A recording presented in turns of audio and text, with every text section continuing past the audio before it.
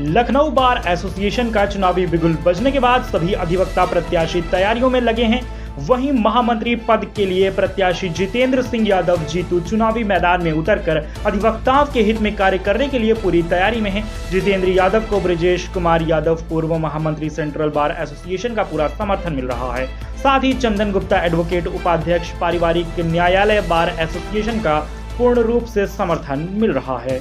आइए देखते हैं क्या कुछ कहा इस पर जितेंद्र सिंह यादव जीतू ने और क्या कुछ कहा ब्रजेश कुमार यादव पूर्व महामंत्री सेंट्रल बार एसोसिएशन ने। लखनऊ बार एसोसिएशन की 9 तारीख को सभी सम्मेलन अधिवक्ताओं द्वारा अपने मताधिकार का प्रयोग करना है और वोट हमेशा संघर्ष के साथ जुड़ा रहता है। हमारा अपना संघर्ष है। विगत 20 सालों से हमने अधिवक्ता के लिए संघर्ष किया है, चाहे जुडिशरी की समस्या रही हो, चाहे प्रशासन की समस्या रही हो, चाहे अन्य कमिश्नर पढ़े जैसी ताकतवर सरकारें पुलिस द्वारा प्रदान किए जा रहे हैं सम्मानित अधिवक्ता के परिवार, उन सभी के साथ हमारा संघर्ष रहा है। और जब कभी किसी अधिवक्ता ने मुझे याद किया, मैंने प्रथम दृष्टिया पहुँच कर उनका सम्मान, उनके परिवार का सम्मान बढ़ाया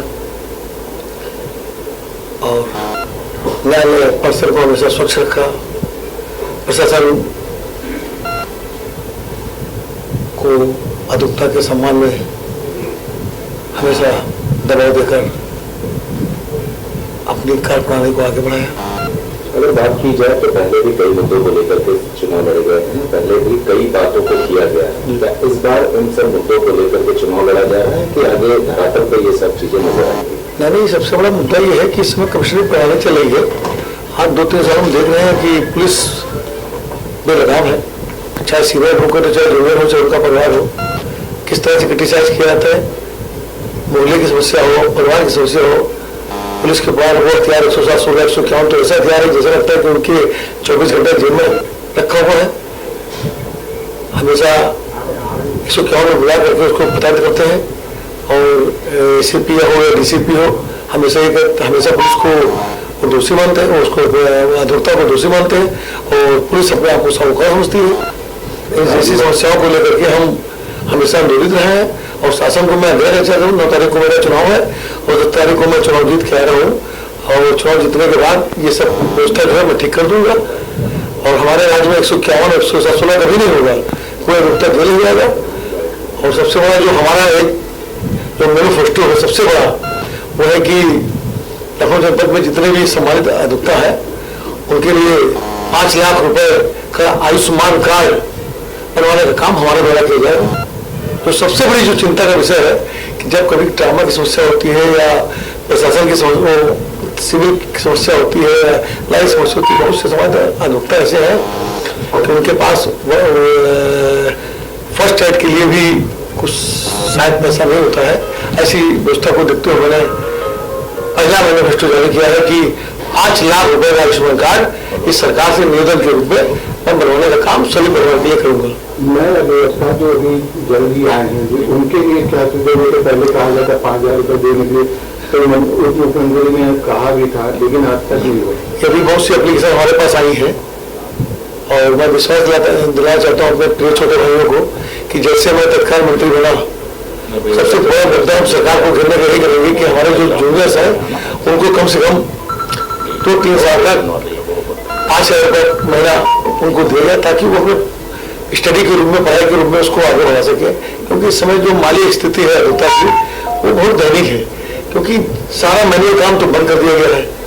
जुडिशरी में अगर कोई कांड होता है या उसमें सरकार में या समाज में कोई कांड होता है तो सबसे पहले वो हमेशा सीनियर एडवोकेट को होता है, जूनियर से तो कोई बातें नहीं करता है। और जूनियर से सफर कर रहा है, उससे बड़ी सबसे बड़ी समस्या है तहसीलों की। सबसे बड़ी समस्या तहसीलों में जितने भी एसटीएम में हमारे जिलाधिकारी कार्य में बैठते थे, चारों को भी तत्काल 1 महीने पहले हटा दिया गया। सबसे बड़ी समस्या यह है कि मैं चुनाव जीतते ही मैं चारों एसडीएम को मैं लखनऊ में बैठाने का काम करूंगा और जितने भी वो है इकोनॉमिक काउंटर जो आनंद मोलागंज हुई, सदर हुई, रसूलनगर हुई, विकेट हुई, मलियाबाद हुई, इन सब की खतौनी काउंटर से बड़ा लाभ होता है। मान लो किसी बिल में लगना हो या किसी आपके बनाने में लगना हो, तो आदमी या तो दो दिन का इंतजार करे या 6 घंटे का इंतजार करे, वो एक काउंटर में लगवा करके, ताकि सभी के लिए सुविधा मुहैया करूँगा। मैं सेंट्रल बार एसोसिएशन का पूर्व महासचिव 2015 से 17 तक रहा, 2021 से 23 तक रहा। हमें अपने छोटे भाई के साथ काम करने का मौका मिला। मैं भी महासचिव था, आप भी महामंत्री थे। हम लोगों ने खतौनी काउंटर जो उस समय बना, खतौनी यहाँ से इशू हो जाती थी, लोग आते थे, पैसा जमा कर देते थे, नॉमिनल खतौनी मिल जाती थी, सारे एसडीएम एक दिन बैठते थे। ये सब चीज़ें समाप्त हो गई, उसको दुरुस्त किया जाएगा। सेकेंडरी जो बात आई कि नए कानून में जो इन्वेस्टिगेशन की पावर आईओ को दे दी गई है, सबसे ज़्यादा अधिकार अगर दिया गया है तो पुलिस को दे दिया गया है, और वो गलत है। वो कानून का कायदे से उचित फोरम पे विरोध होना चाहिए। चुनाव के बाद हम लोग उसका भी विश्लेषण करके उसका वो करेंगे। अब एक चीज़ ये है कि कमिश्नरेट प्रणाली पे जो हमारे छोटे भाई ने कहा, और उस पर बहुत गद्द आंदोलन चलाने की भी बात कही है, कहीं पे ये नहीं होता है कि हम ही दर्ज मुकदमा करें। उत्तर प्रदेश सरकार मुकदमा वादी होती है और मुलजिम होता है एक्यूज जो भी है, सच एंड सच। सुनता कौन है? वही पुलिस अधिकारी सुनता है। उसको मजिस्ट्रेट की पावर दे दी गई है, जो कि नियमता गलत है। कंप्लेन दर्ज करने वाला ही हमें दंड देगा, तो ये न्याय की परिभाषा में नहीं आता है। इसका भी विश्लेषण करके इसको सही होना चाहिए। और जहाँ तक मेडिकल क्लेम की बात है, एक तो आयुष्मान कार्ड लागू होना चाहिए, वो हमारे छोटे भाई जरूर उस पर प्रयास करके कराएंगे। अभी लेटेस्ट एक डिसीजन आया है झारखंड गवर्नमेंट का, उसने 5 लाख रुपए मेडिकल इंश्योरेंस वकीलों को दिया है और 5,000 रुपये मंथली स्टाइपेंड जूनियरों को दिया है। ये देखिए लाइव इलाज में आ रहा है। तो इस तरह की व्यवस्था के लिए हम लोगों को लड़ना पड़ेगा। जहाँ तक हमें उम्मीद है कि सड़क पे आप सदैव उतरे हैं और लड़े हैं, आप इस लड़ाई को आगे लड़ेंगे।